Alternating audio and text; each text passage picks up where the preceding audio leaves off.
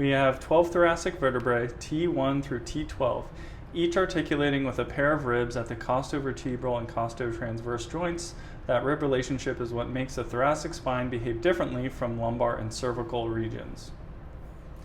A practical landmark you will use constantly is the rule of threes, which tells you where a spinous process tip sits relative to its own transverse processes.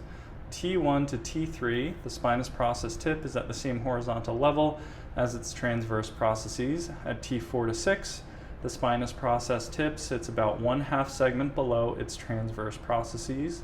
T7 to T9, the spinous process tip sits a full segment below, meaning it is level with the transverse processes of the vertebra beneath it. Then it mirrors back. T10 behaves like T7 to 9, T11 like T4 to 6, and T12 behaves like T1 to 3. Thoracic facet orientation follows the pattern backwards, upwards, and medial. The superior facet faces posterior, superior, and a little lateral. That orientation is what governs the coupled motion you will diagnose with Fryette's mechanics. Type 2 single segment dysfunction couples side bending and rotation to the same side, while type 1 neutral group dysfunctions couple to opposite sides in side bending and rotation. Now let's look at the paraspinal musculature and landmarks.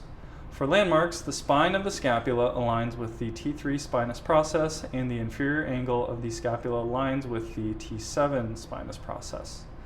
The muscles we are about to treat are superficially the trapezius and rhomboids, and deep to those are the erector spinae muscle group, consisting of the iliocostalis longissimus and spinalis.